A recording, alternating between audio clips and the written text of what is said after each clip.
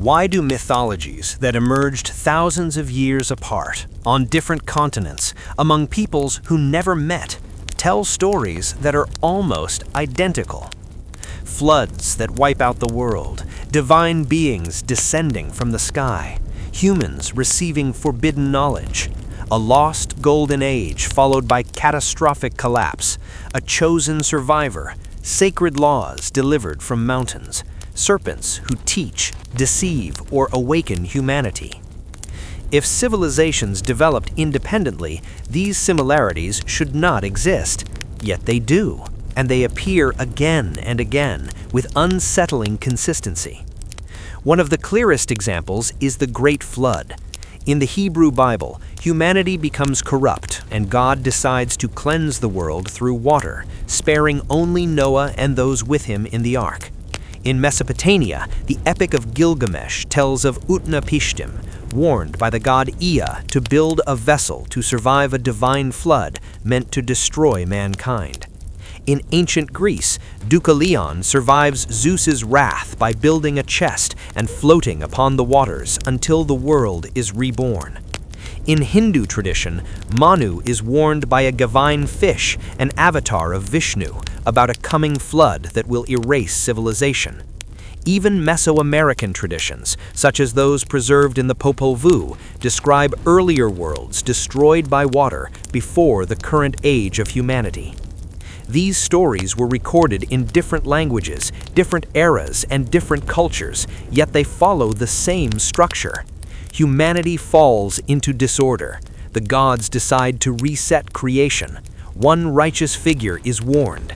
A vessel preserves life. Civilization begins again. This pattern is so precise that modern scholars still debate whether these myths reflect a shared historical catastrophe, cultural transmission from a forgotten ancient civilization, or something embedded deeply within human memory itself. Another recurring figure appears across mythologies, the divine lawgiver. A human ascends to a sacred place, encounters a higher intelligence, and returns with laws meant to impose order on chaos.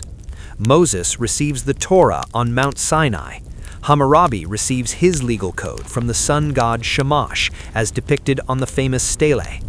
Zoroaster communes with Ahura Mazda and brings divine law to Persia. Odin sacrifices himself on the world tree, hanging for 9 nights to gain cosmic knowledge and the runes. Different cultures, different gods, same role. The lawgiver stands between heaven and earth, humanity and the divine. In modern terms, Carl Jung described this as an archetype arising from the collective unconscious. But ancient peoples did not view these encounters as psychological symbols. They believed them to be literal revelations. Then there is the serpent. Across cultures, the serpent is rarely a simple symbol of evil. In the book of Genesis, the serpent introduces humanity to knowledge of good and evil. In Mesopotamian myth, a serpent steals the plant of immortality from Gilgamesh. In Mesoamerica, Quetzalcoatl, the feathered serpent, brings agriculture, science, and civilization. In Greek myth, serpents guard sacred places and are associated with healing, wisdom, and prophecy, as seen in the cult of Asclepius. Why would so many civilizations associate serpents with knowledge, awakening, or forbidden wisdom? Some scholars argue this is rooted in biology and instinctual fear. Others argue it is symbolic memory. Apocryphal and Gnostic traditions go further, suggesting the serpent represents an ancient intelligence that alters human consciousness. Texts from the Nag Hammadi library and later mystical interpretations present knowledge itself as a dangerous, transformative force that separates humanity from the divine order. Finally, we encounter one of the most controversial shared motifs, gods descending from the heavens. In the book of Genesis, the sons of God take human wives, producing the Nephilim. In Sumerian texts, the Anunnaki descend from the heavens to rule and instruct humanity. Greek mythology speaks of Olympian gods repeatedly intervening in human affairs, often producing demigods. In Mesoamerican accounts, gods arrive from the heavens to shape humanity and later depart. These are not isolated ideas. They appear systematically across ancient texts such as the Book of Enoch, the Enuma Elish, Hesiod's Theogony, and various pre-Columbian codices. So, the question remains, are these myths echoes of a shared ancient past, symbolic expressions of the human mind, or fragmented memories of encounters humanity never fully understood? In the next episode, we will explore the possibility of a lost primordial civilization and examine whether mythology is not fiction at all, but history written in symbolic language. Because if all mythologies tell the same story, the real mystery is not why they are similar, but what they are trying to make us remember. And this is where mythology stops being comforting and starts becoming unsettling. Because if these stories are not random, then mythology may not be imagination at all. It may be memory. Not memory in the modern sense, but fragmented remembrance, preserved through symbols, gods, and cosmic drama. Ancient people did not write history the way we do today. They encoded it. They wrapped events in divine language, moral structure, and cosmic meaning. Floods became divine judgment, kings became demigods, teachers became gods, knowledge became forbidden fire. When we strip away the names and cultures, we are left with a small number of repeating ideas. Humanity begins in closeness to the divine, gains knowledge it is not meant to have, disrupts the cosmic order, and is punished through catastrophe. Survivors carry fragments of the old world into a new age. Over time, those fragments harden into myth. This pattern appears so consistently that some scholars argue myth is not false history, but compressed history, events too old, too vast, or too traumatic to be remembered plainly.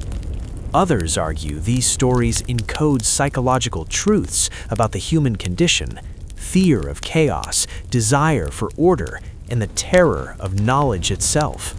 But there is a third possibility, rarely discussed outside the margins of academia, that these myths are echoes of encounters with forces, intelligences, or civilizations that ancient humanity could not fully understand, that gods descending from the sky, teachers of forbidden knowledge, and world-resetting catastrophes were not metaphors when they were first experienced, but realities later mythologized. This idea appears quietly in texts like the Book of Enoch, where celestial beings teach humanity metallurgy, astronomy, and warfare. It appears in Sumerian accounts where the Anunnaki establish kingship before the flood.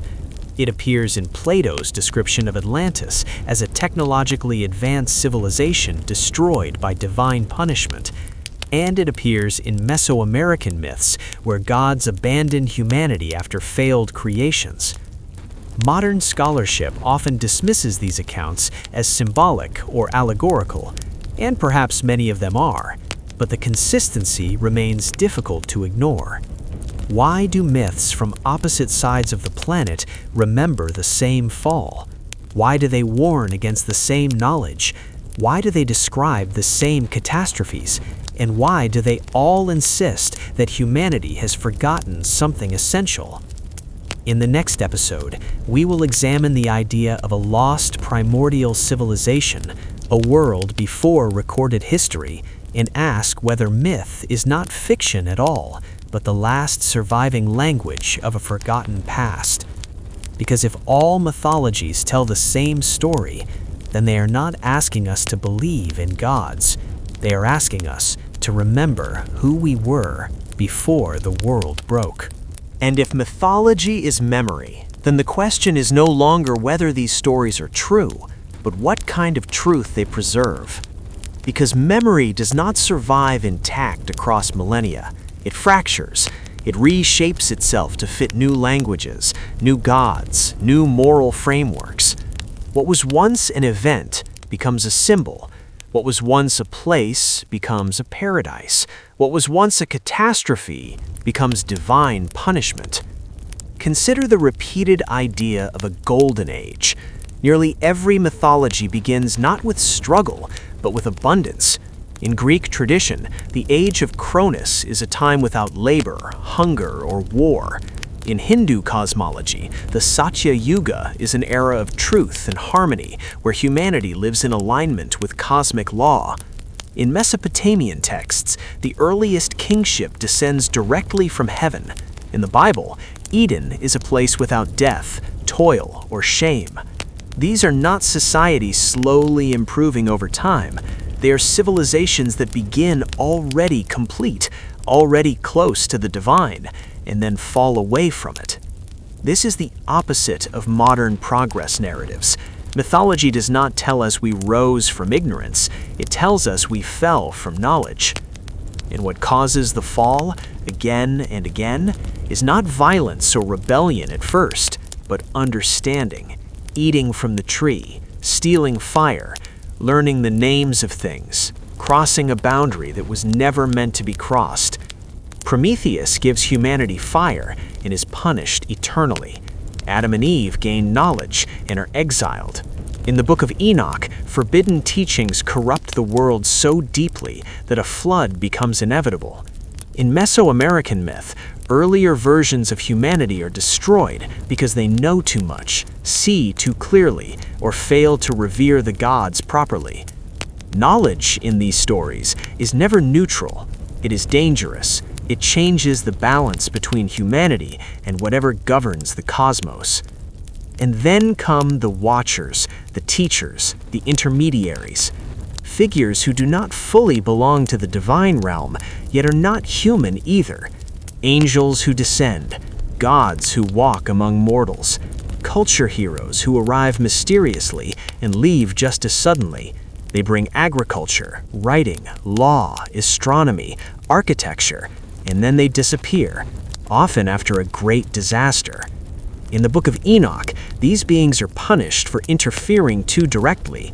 In Sumerian myth, divine rule ends after the flood. In Greek myth, the age of heroes gives way to the age of ordinary men. In Mesoamerican accounts, the gods withdraw after repeated failed creations. It is as if something intervened in humanity's development, accelerated it, and then stepped back, leaving humanity with fragments of knowledge it no longer fully understands. This may explain why so many ancient civilizations appear to emerge suddenly, already possessing advanced architecture, astronomy, mathematics, and symbolic systems. Sumer does not show a long, gradual rise. Egypt does not begin with crude pyramids and slowly improve. The earliest structures are often the most precise, the most aligned with cosmic measurements. To ancient people, this knowledge was divine inheritance. To modern historians, it is an unresolved anomaly. And then come the catastrophes. Floods, fire from the sky, the sun standing still, the world freezing or burning. These are not small local disasters. They are global resets, remembered in different forms but with the same emotional weight: terror, judgment, loss, and survival. Geology tells us that the end of the last ice age brought massive floods, rising seas, and the collapse of entire ecosystems. Human memory would not preserve dates or data, but it would preserve fear. It would preserve the image of the world ending and beginning again. Myth may be the language trauma chooses when history is too heavy to carry directly. And yet, the myths insist on one final idea: that what was lost is not gone forever.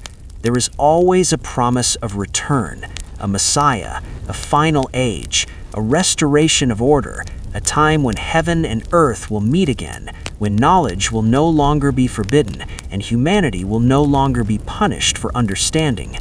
This hope appears in eschatologies across cultures. The Norse Ragnarok ends not only in destruction, but renewal. Hindu cycles end in dissolution, then rebirth. Biblical tradition ends with a new heaven and a new earth. Mesoamerican calendars speak not of apocalypse, but transition. Mythology, then, may not only be memory of the past, but anticipation of the future. And this brings us dangerously close to the edge of Episode 1. Because if mythology is memory, and memory is fragmented history, then the ancient world may not have been primitive at all. It may have been complex, advanced, and deeply interconnected, until something broke it apart. In the next episode, we will turn directly toward that possibility.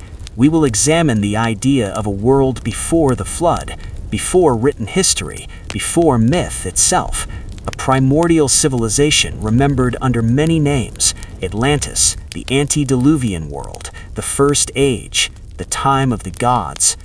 And we will ask a final, uncomfortable question. If mythology is memory, and memory is fragmented history, then the ancient world may not have been primitive at all. And we will ask a final, uncomfortable question. If mythology is the echo of a lost world, then are we progressing forward, or slowly rediscovering what humanity once already knew?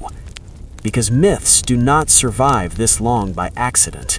They survive because someone, somewhere, wanted the story to be remembered, even after everything else was erased.